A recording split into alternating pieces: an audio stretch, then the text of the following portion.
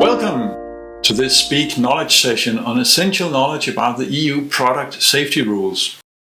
My name is Torben Rabeck and I'm Senior Product Safety Expert of Speak.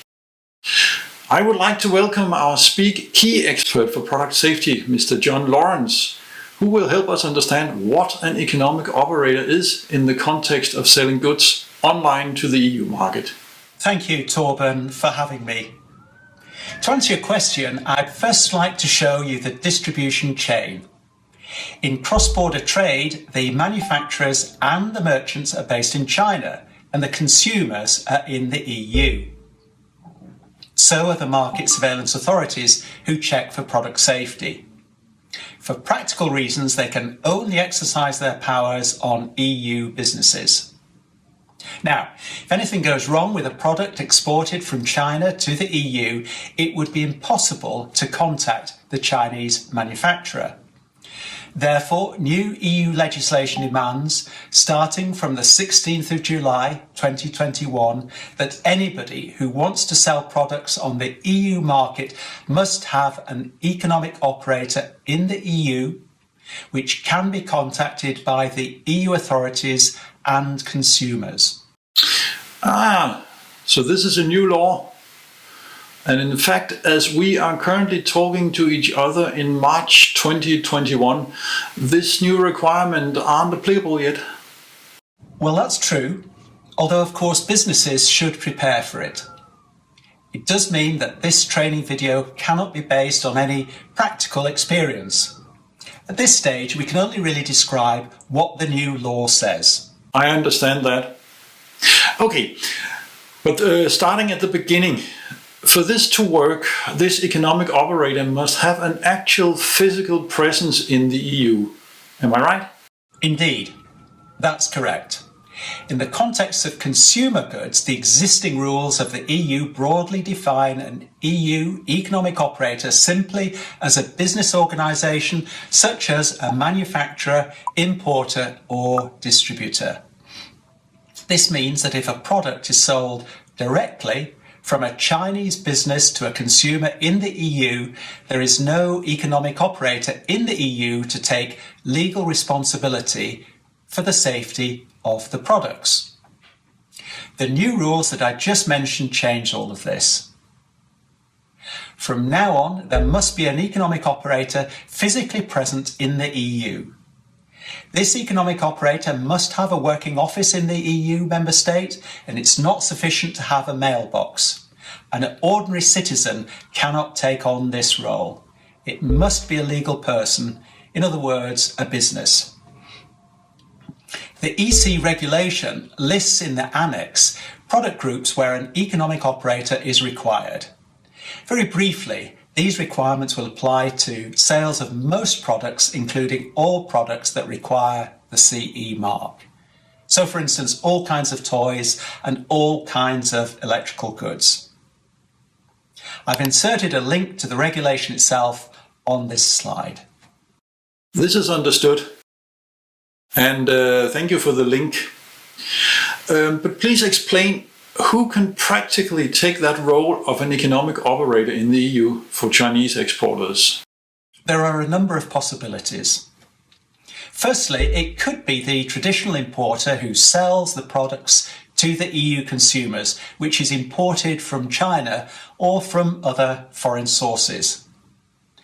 It could be a fulfillment house. In this case, the EU customers buy products from a website and the seller sends the products via the fulfillment house to the consumers with no traditional importer in between.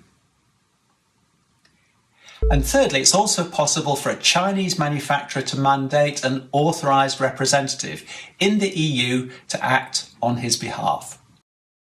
Okay, you mentioned this fulfillment house. Could you please explain what that is? Yes.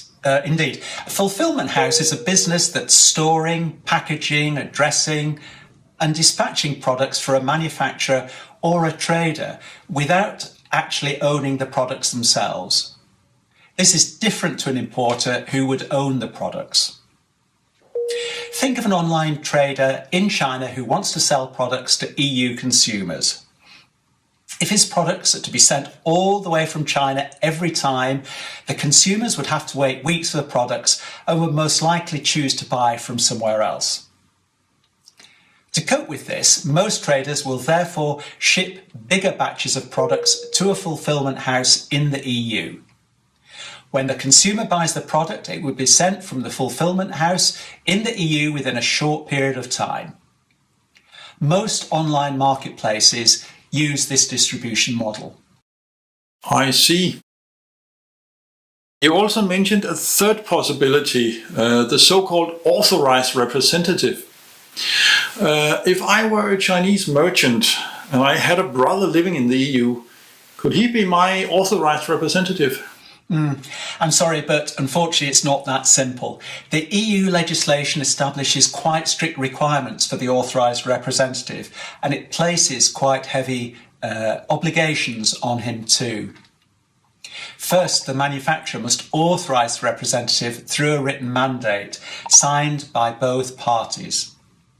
The mandate must permit the authorised representative to speak on behalf of the manufacturer if an EU authority contacts him. Please note that it's only the manufacturer who can issue such a mandate to an authorised representative. A merchant can't do this.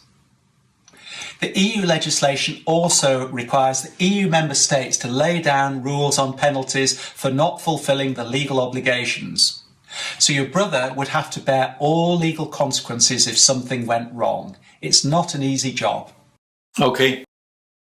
I understand that being an economic operator in whatever form, be it manufacturer or importer, fulfillment house or authorized representative, that's a role with obligations, and I can see that such a role in practice can only be taken on by a professional company, not by an individual without appropriate skills and means.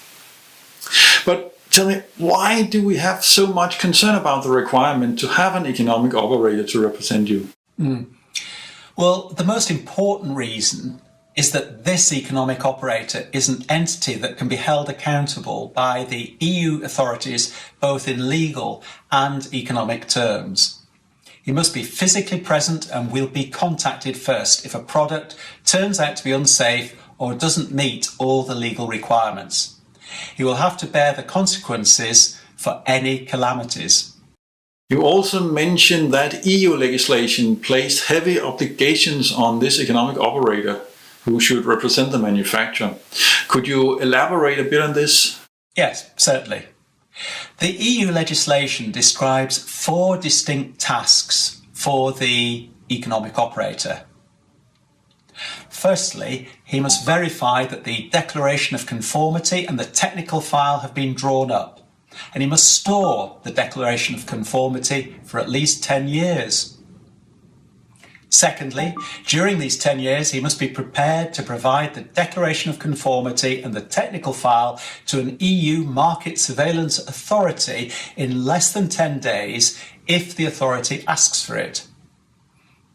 Third, he must contact the market surveillance authorities at his own initiative if he's got reason to believe that the product is unsafe.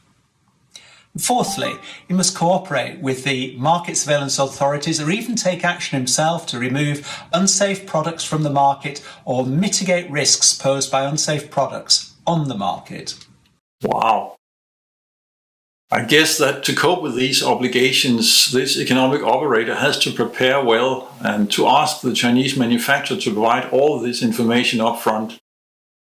But tell me, just in case, what would happen if I don't have an economic operator to represent me in the EU and I still try to sell my products in the EU? This wouldn't comply with the new law.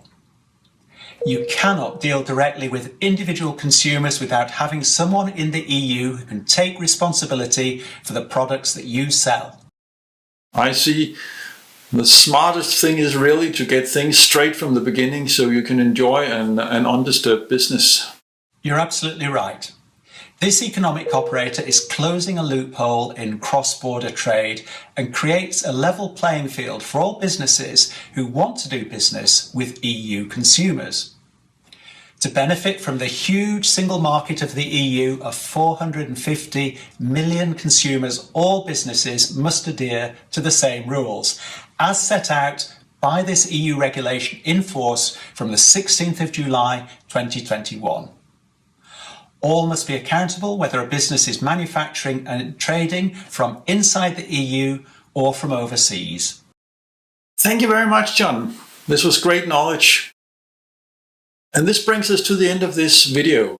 I would have liked to know more about consequences if something goes wrong with the safety of products, but that will be for another sessions. We will certainly have more of these Speak Knowledge videos. Well, thank you very much, Torben, for discussing this important issue with me. Please check our Speak website for more Speak Knowledge videos. For legal updates, please visit the official website of the European Union. Thank you very much for watching. Please keep products safe and help protect consumers. Your cooperation is very much needed for a better world.